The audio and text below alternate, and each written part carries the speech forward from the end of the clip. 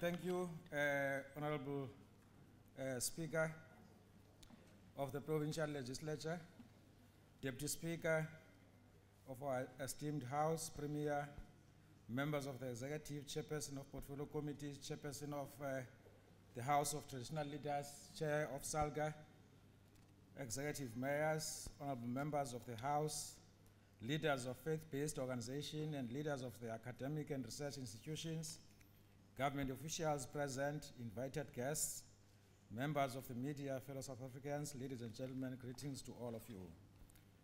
Honorable Speaker, the African National Congress is firmly on course to execute the People's Plan to create a better life for all our people.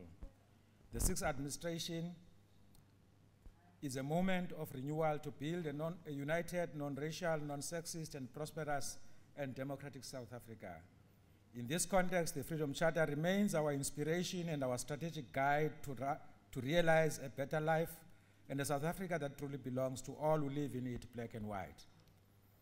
Madam Speaker, we are building a capable developmental state with continuous reorganizing the way it interacts with the people and improving the performance of local government to be responsive to the needs and concerns of the people is our priority.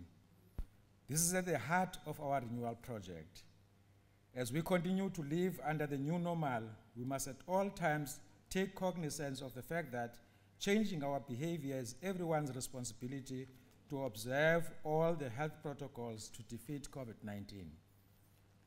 Our mandate is premised on Section 151 of the Constitution, which makes provision for the establishment of local government sphere closest to the people. Distinctive government sphere, which is also interrelated and interdependent with the national and provincial government spheres. In essence, a developmental local government largely depends on our inclusive service delivery support interventions approach in providing the required service to municipalities and traditional leadership institutions. Our government's 25-year review reflects both positive aspects that require affirmation and negative areas that require critical improvement for the betterment of our country's service delivery narrative in all places.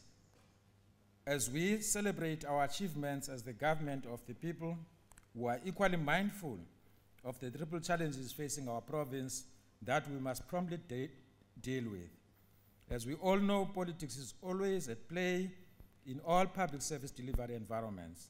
We therefore require a matured level of political engagements that create stability in the local sphere. The department has been providing support to municipalities through Section 154 and 139 of the Constitution to guarantee stability and to respond to the needs of communities.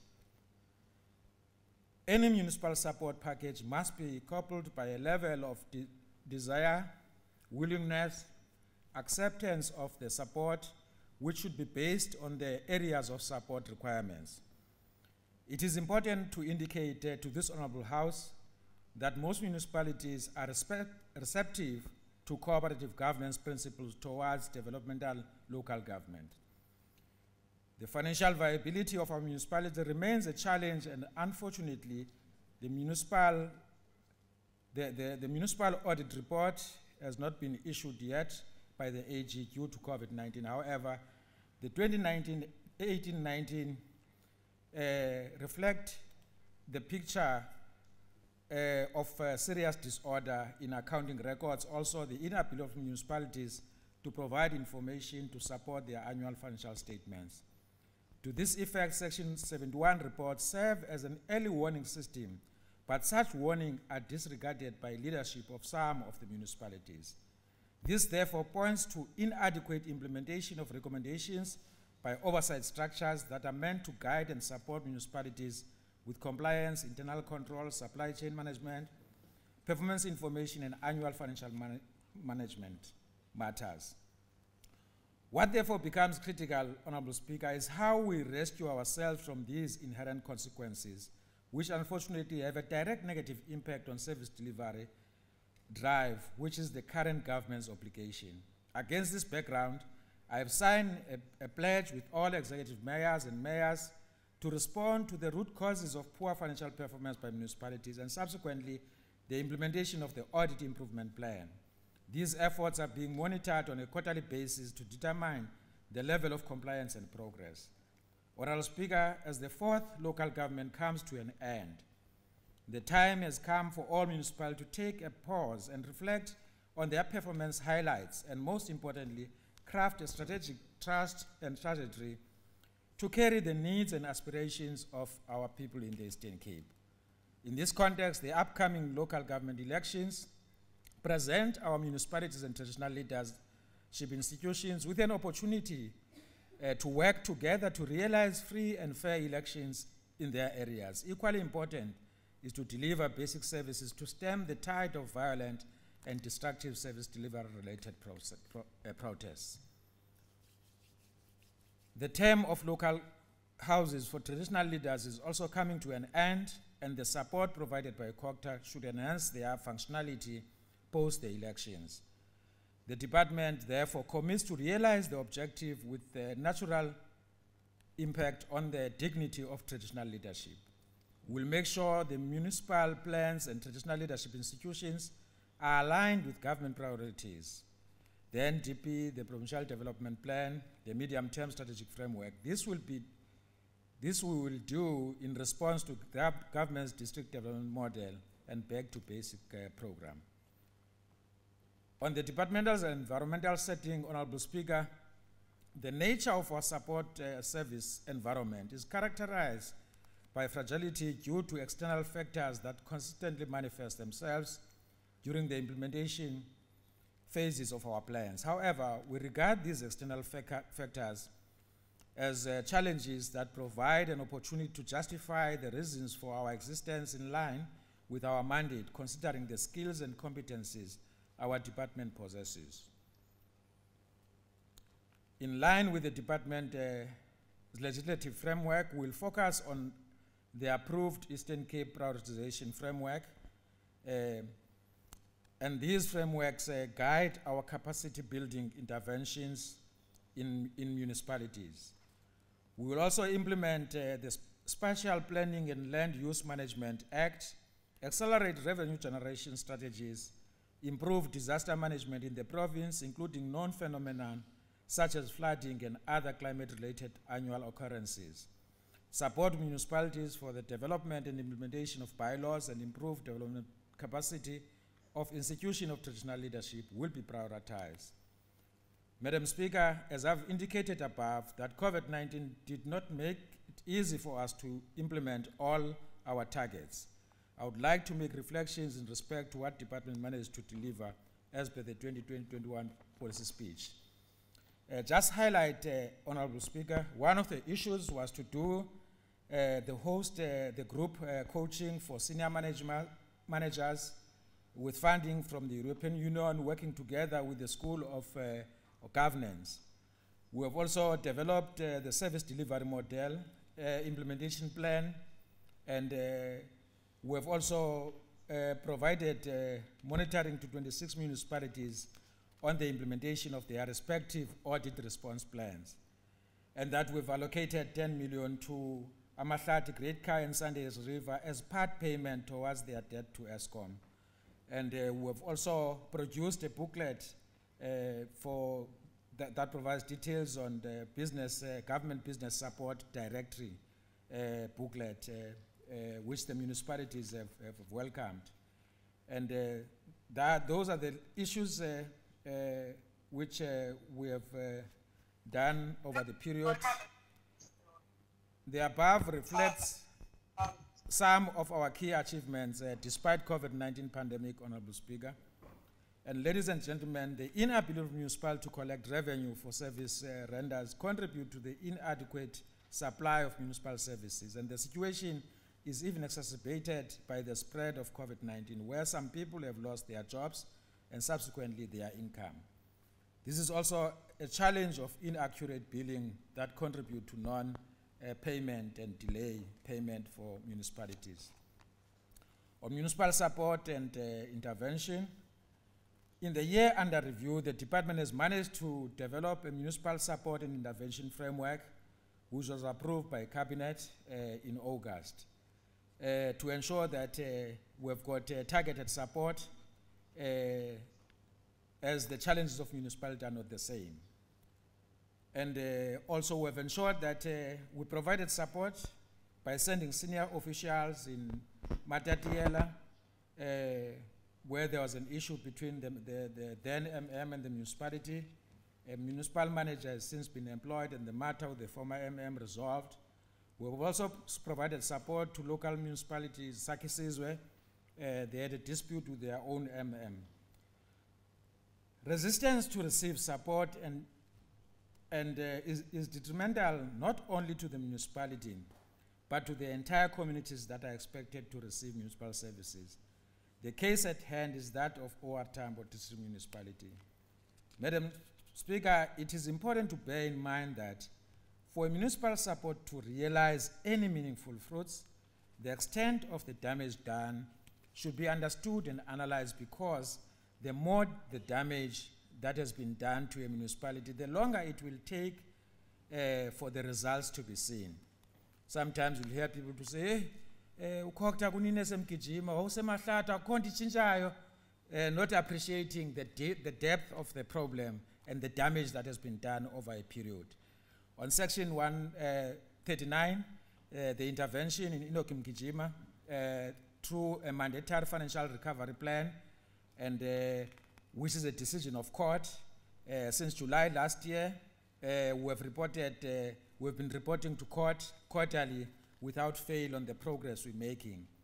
And the financial crisis that is confronting Amatola District Municipality has led to ESCO to evoke Section 139(5)(a) of the Constitution, again to implement a mandatory financial recovery plan in this municipality. And work is currently being done to ensure that the financial recovery plan is rolled out. On forensic investigations, focusing on all the completed, we have completed and tabled forensic investigations in Great Kaya, Mahlati, KSD, Engobo, Emalahleni. And I'm glad to say that the two municipalities that have been leading in implementing the recommendations of the reports would be Great Kai and the Emalahleni municipality. And we've seen positive results in Emalahleni, where a company that left electricity light project not completed, high mast lights, left them without completion. When they were given a notice by the municipality that they will be blacklisted in the National Treasury database, they came back to complete the project. Those are the benefits of ensuring that there are consequences for wrongdoing. And other completed forensic investigations that have not been tabled include Inokim Kijima, Walter Sisulu, Port St. John's, Raymond Mhlaba Municipality, which will outline a process to table them. And there are two ongoing forensic investigations in Buffalo City and Amatole District Municipality. On Section 106 of the Systems Act, Honorable Speaker, the success of 106 investigation is due to the approach that we have adopted as COCTA of multidisciplinary team. To this effect, one of the reports we just completed and tabled is one of Ingquba Temba Municipality. I have noted here something that I thought is important to share in public, an issue which I raised when I was there, that I noted a report that said that the municipality has used the 7 million to build a council chamber. They rescinded, they have not used that money. They rescinded the decision. And therefore the report which was in the Daily Dispatch is not true.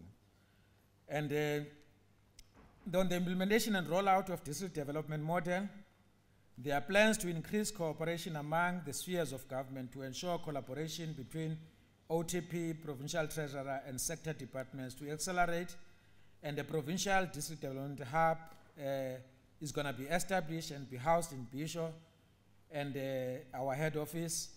And the successes of DDM, which I wish to note, for instance, OR Tambo District Municipality, one plan, process plan has been completed, and the stage of diagnosis assessment, envisioning, and DDM strategy formulation that has been completed. An OR Tambo District Municipal Technical Capacity Hub has been established with the electric engineer based there, administrator, development planner there, financial management specialists, and civil engineer. They are part of the district hub as one of the issues that we are doing as we implement DDM. Equally so, the department managed to secure partnership with the following DBSA to fund OR Tambo Technical Hub and provide lending and non-lending support.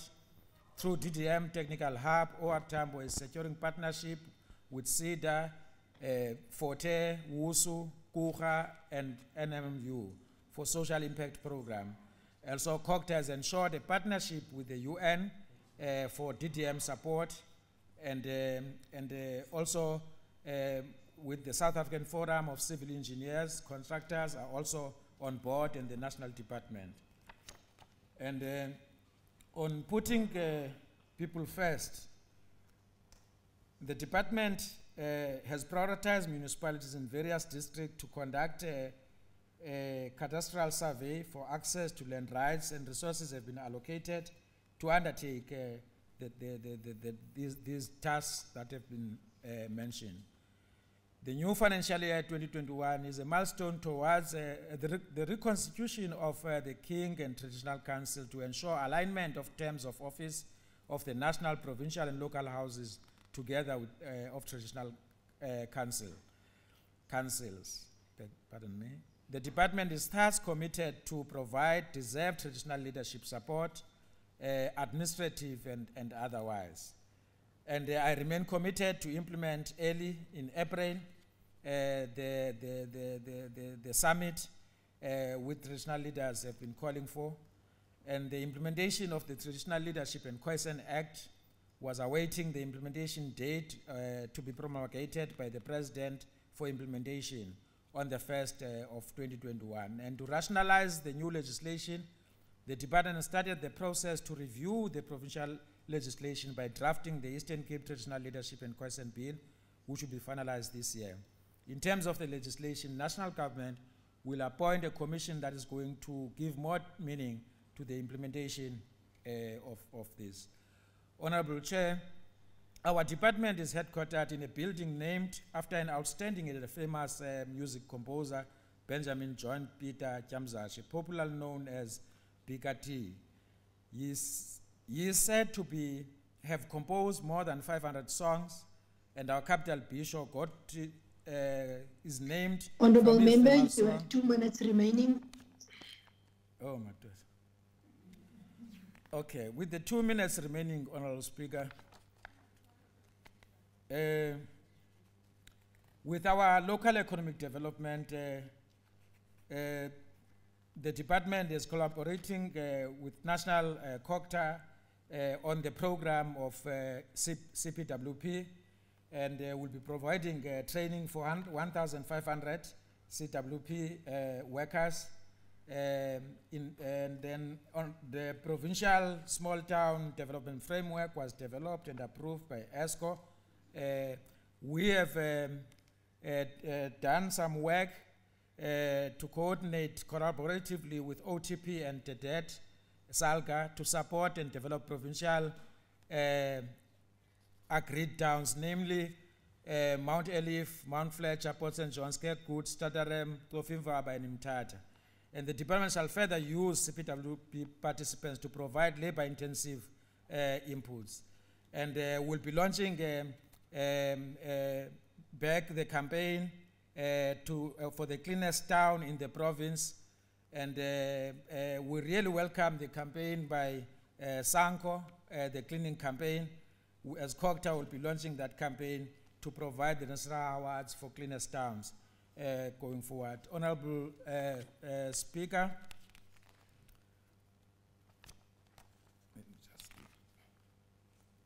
during the financial year, our department will strengthen and enhance the operational capacity of all 6 district offices to deliver services. And to give effect to this commitment, I have